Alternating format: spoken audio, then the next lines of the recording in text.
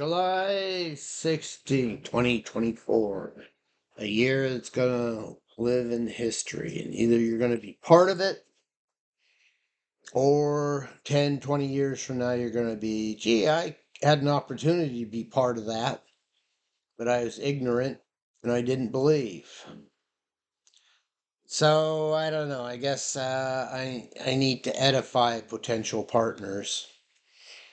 It occurs to me, though, that one of the reasons why I favor people that don't know much of this stuff yet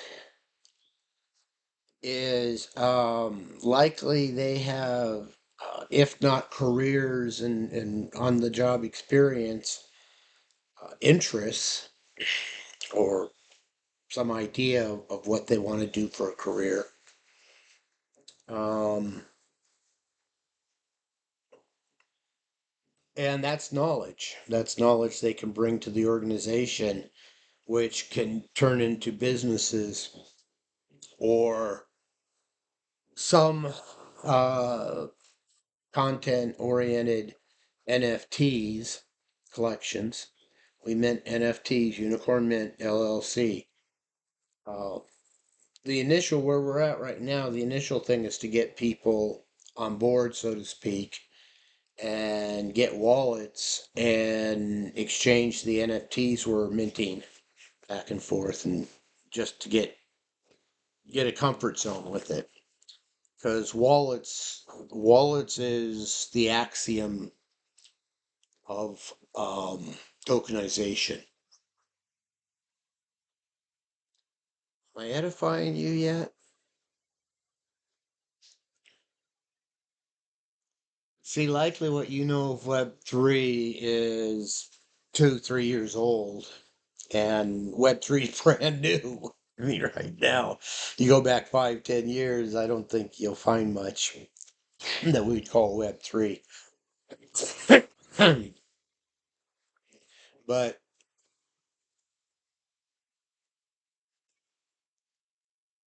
if you're thinking Bitcoin, no. If you're thinking Ethereum, well, sort of. If you're thinking Solana, you're getting closer. If you're thinking Avalanche, spot on. It's where we want to be right now. And we're keeping an eye on Arbitrum and Mutable X and some of these other wonderful ones.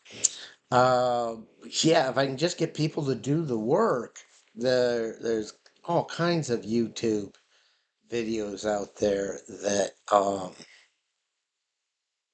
just by going through and doing what they're trying to teach you, uh, we would have a very powerful asset. In this particular case, I was thinking of, what were they showing us? Well, there's a number of them. There's one that is about React JS and how to make a dashboard with it. Well, that could be our C9H kiosk skeleton code, and we can go from there. And I want such things anyhow, because the stuff they were doing was like having line charts and stuff like this. So we could move towards having a data feed like from TradingView or something, and have our own custom view of the data, right? Moving it towards knowledge. DEX, there's one that shows you how to make your own DEX, which we gotta have. We want that. We want to have our own distributed exchange, DEX, DEX. That gives us an ability that people can come to and buy our products without our including a middleman or writing on something like Ocean Sea. Now, of course, we'll do that too. I own one NFT on OpenSea, but I can't seem to find it. So their UI, I have such rotten luck with UIs, or either that or ubiquitously the UIs out there are incompetent. But I need to install MetaMask. The reason why I haven't really gone there sooner is months ago I I was involved with installing MetaMask, and it seemed to think that it was installed, but I never saw any functionality or connection. When they say, well, connect to your MetaMask, well, I don't think that it would do it, even though MetaMask seemed to think it existed. So, just wallets in general, kind of like throwing a ball out in the front yard or something, or playing hoops. We should get comfortable with just tossing these around, because that's what we're going to be asking our customers to do. Right? Smart contracts, yeah, sure. And some of these other D apps, it's about applications. There's huge, just in migrating from Web 2.0 to Web 3, are huge opportunities. That is to say, we could look at the last 30, 40 years of like software and what's been a successful app, and maybe first ask, well, is anyone doing it in Web3 now? And if they are, can we compete? And do we want to do that, or rather integrate and partner? But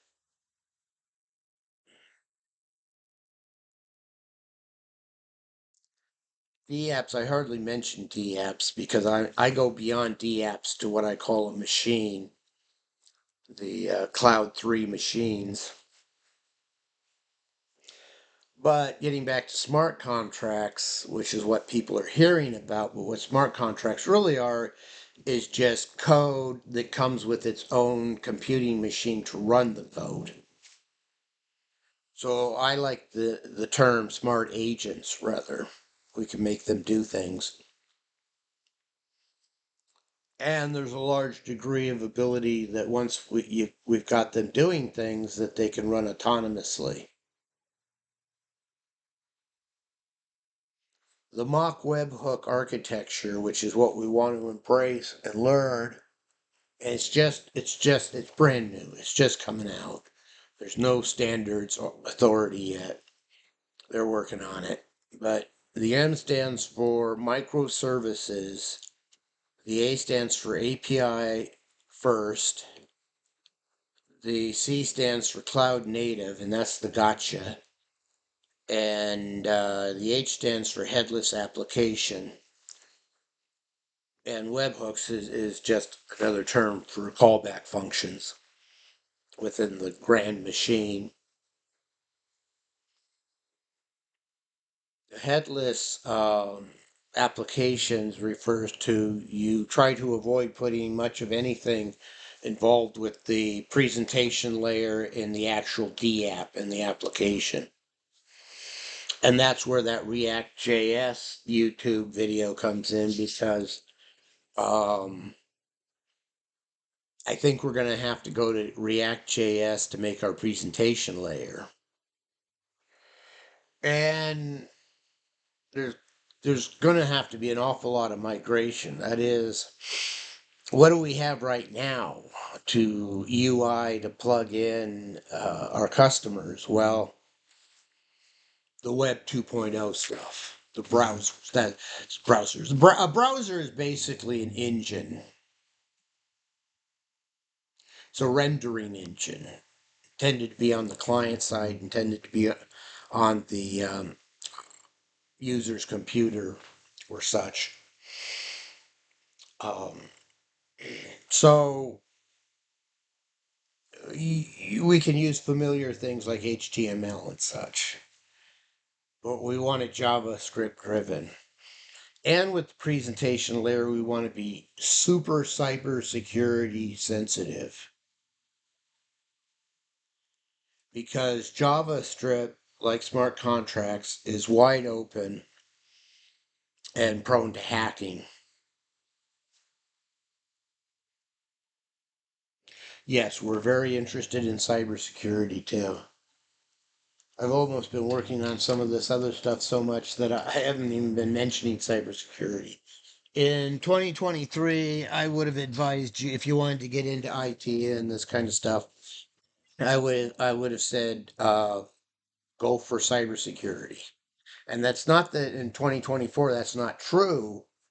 It's that as far as your career vector goes, um, that's fine. It's very lucrative right now. But while you're doing that, others are learning how to do the next thing and getting into place to put you out of work, basically. Sorry, that's lift the ignorance from your eyes. Whether you care or not, whether you're apathetic, I don't know. That's up to you. Um, but yeah, where cybersecurity figures in really, and that's another big opportunity area because as things migrate from Web 2.0 to Web 3, um, the lure of better cybersecurity is going to be huge. Like I keep thinking like 1000x. So you've got your Web 2.0 user account and password pair and all this stuff that's so prone to hacking. You don't have that with Web 3. It's what's called account abstraction.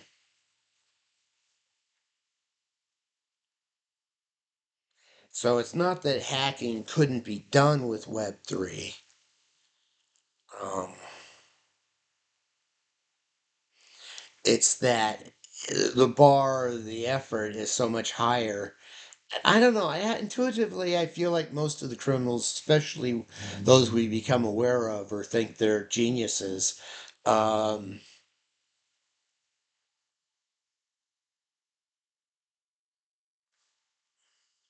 are lazy. They're lazy and they're cowards. So you can harden the system, and that'll get rid of an awful lot of malicious intent. But then it goes so much deeper. I've talked in some recordings, I've talked about proxy chains, which proxy chains would be like a micro or nano VPN between each smart agent. And see the it's about networks and clouds. Um, no smart agent's going to stand alone.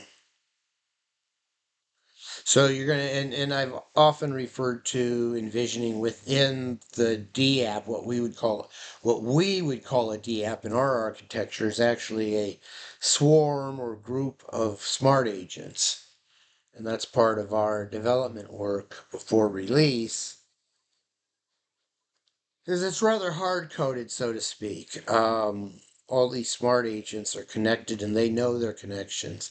And again, for a hacker to do much, they would have to somehow gather all that information, which is, it may be open, but it's rather esoteric.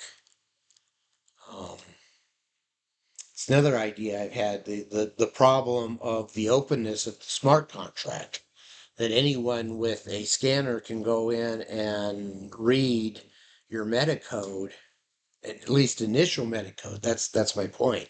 So our metacode wants to point to something else where we obfuscate, validate, uh, provide some kind of cybersecurity thingy. And I've talked about many of those in recordings. Um, and that's the data that's required to get the engine going. The engine being the D app. See, these are machines. So that's another 20th century Kool-Aid thing we need to wean off of and embrace the 21st century. It's about machines. And what are machines? Well, machines are tools that do things for us, right? Yeah. I haven't talked much about AI either. I guess maybe I should start getting back into that. But I'm going to take a break.